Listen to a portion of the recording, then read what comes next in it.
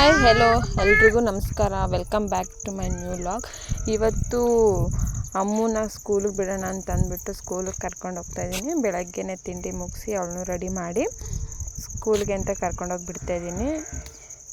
ಇಲ್ಲಿ ಇನ್ನೂ ಅಂಗನವಾಡಿಗೆ ಹೋಗೋದ್ರಿಂದ ಅವಳೊಂದು ಸ್ವಲ್ಪ ಅಂಗನವಾಡಿಗೆ ಹೋದರೆ ಮನೆ ಹತ್ರ ನನಗೂ ಕೆಲಸ ಮಾಡ್ಕೊಳ್ಳೋಕ್ಕೆ ಸ್ವಲ್ಪ ಈಸಿ ಆಗುತ್ತೆ. ಹಾಗಾಗಿ ಅವಳನ್ನ ಅಂಗನವಾಡಿಗೆ ಹೋಗಿ ಬಂದು ಮನೇಲಿ ಸ್ವಲ್ಪ ಕೆಲಸ ಇತ್ತು. ಹಬ್ಬಕ್ಕೆ ಮನೆ ಕ್ಲೀನ್ ಮಾಡಬೇಕಿತ್ತು. ಹಾಗಾಗಿ ಅಡುಗೆ ಮನೆ ಎಲ್ಲ ಕ್ಲೀನ್ ಮಾಡೋಣ ಅಂದ್ಬಿಟ್ಟು ಕ್ಲೀನ್ ಮಾಡ್ತಾಯಿದ್ದೆ.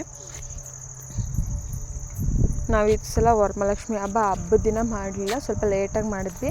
ಹಾಗಾಗಿ ಮನೇಲಿ ಯಾರಿಗೂ ಹುಷಾರಿಲ್ಲದೆ ಇರೋದ್ರಿಂದ ಸ್ವಲ್ಪನೇ ಕೆಲಸ ಮಾಡೋಣ ಅಂತ ಅಂದ್ಬಿಟ್ಟು ಕೆಲಸ ಮುಗಿಸ್ತಾಯಿದ್ದೆ. ಅಷ್ಟೆಲ್ಲ ಮಾವನಿಗೆ ಊಟ ತೊಗೊಂಡೋಗ್ಬೇಕಿತ್ತು. ಮನೇಲಿ ಯಾರೂ ಇಲ್ಲದೆ ಇರೋದ್ರಿಂದ ನಾನೇ ಹೋಗಿದ್ದೆ.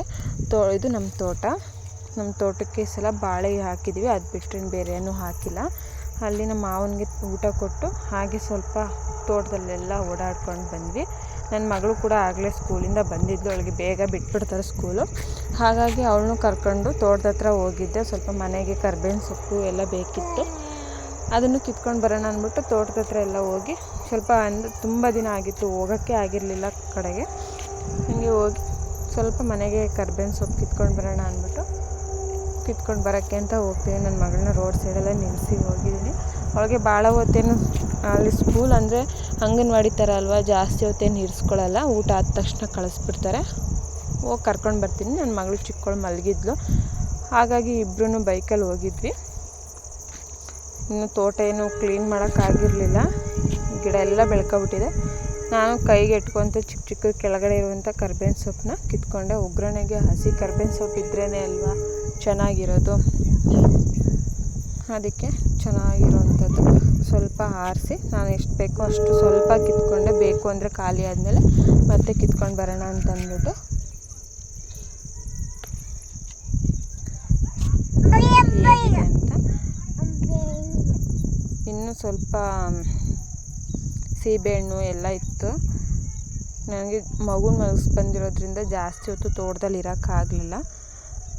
ಅದಕ್ಕೆ ಬಂದುಬಿಟ್ಟೆ ಬೇಗನೆ. ಸ್ವಲ್ಪ ಏನೇನು ಬೇಕೋ ಅಂಥದ್ದು ಮಾತ್ರ ತೊಗೊಂಡು ಇನ್ನೊಂದು ಸಲ ಯಾವಾಗಲಾರ ಬಂದರೆ ಆಯಿತು ಫ್ರೀ ಇದ್ದಾಗ ಅಂದ್ಬಿಟ್ಟು ಅವಳನ್ನ ರೋಡ್ ಸೈಡಲ್ಲೇ ನಿಲ್ಲಿಸಿ ಬಂದಿದ್ದೀನಿ. ಆ ಕಡೆ ಸೈಡ್ ಇರೋದು ಬೇರೆಯವ್ರ ತೋಟ, ಮಧ್ಯದಲ್ಲಿ ರೋಡ್ ಇದೆಯಲ್ಲ, ಈ ಕಡೆ ನಮ್ಮದು ತೋಟ.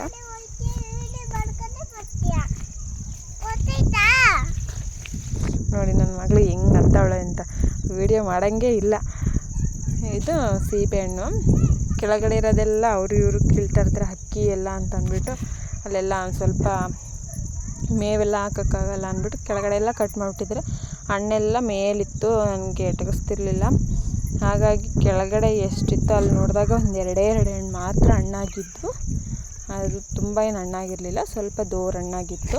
ಅದನ್ನು ಕಿತ್ಕೊಂಡು ನಾನು ನನ್ನ ಮಗಳು ಅಲ್ಲೇ ತಿಂದು ಬಂದ್ವಿ. ಮನೇಲಿ ಬಂದರೆ 2 ತಗೊಂಡು ಬಂದರೆ ಬೈತಾರೆ, ಕೆಮ್ಮಾಗಿದ್ದಿಲ್ಲ. ಈಗ ತಾನೇ ಎಲ್ಲರೂ ಹುಷಾರಾಗಿದ್ದೀವಿ, ಮತ್ತು ಸೀಬೆಹಣ್ಣು ತಿಂದು ಜಾಸ್ತಿ ಹುಷಾರು ತಪ್ಪಿದ್ರೆ ಅಂತ ಬೈತಾರೆ ಅಂದ್ಬಿಟ್ಟು ಅಲ್ಲೇ ನಾವಿಬ್ಬರು ತಿಂದ್ಕೊಂಡು ಬಂದ್ವಿ. ಮರದ ತುಂಬ ಅಷ್ಟೊಂದಿದೆ, ಆದರೆ ಅದು ಮೇಲೆ ಹೈಟಲ್ಲಿರೋದ್ರಿಂದ ತೊಗೊಳಕ್ಕಾಗಲಿಲ್ಲ. 2 ಮಾತ್ರ ಕಿತ್ಕೊಂಡು ಸಂಜೆ ಮನೆಗೆ ಬಂದು ಎಲ್ಲ ಕೆಲಸ ಮುಗಿತ್ತು. ಈಗ ವಾಕ್ ಹೋಗೋಣಂತ ಮಳೆ ಬೇರೆ ಬಂದು ನಿಂತಿತ್ತಲ್ಲ, ಹಾಗೆ ಹಳ್ಳಿ ಸೈಡ್ ವಾಕ್ ಹೋಗೋದು ಅಂದರೆ ಚೆನ್ನಾಗಿರುತ್ತೆ. ವೆದರೆಲ್ಲ ಫ್ರೆಶ್ ಏರ್ ಸಿಗುತ್ತೆ, ಒಂಥರ ವೆಹಿಕಲ್ಸ್ ಎಲ್ಲ ಜಾಸ್ತಿ ಇರಲ್ಲ. ಫ್ರೀಯಾಗಿ ಮಕ್ಕಳನ್ನು ಆರಾಮ್ಸೆ ಬಿಟ್ಕೊಂಡು ಹೋಗ್ಬೋದು. ನೋಡಿ ಈ ಕಡೆ ಎಲ್ಲ ಎಷ್ಟು ಗ್ರೀನರಿ ಆಗಿದೆ, ಚೆನ್ನಾಗಿ ಗಿಡ ಮರಗಳು ಎಲ್ಲ ಸುತ್ತಮುತ್ತ ಇರೋದ್ರಿಂದ ಸಂಜೆ ಟೈಮ್ ನವಿಲುಗಳು ಸಹ ಬರ್ತವೆ.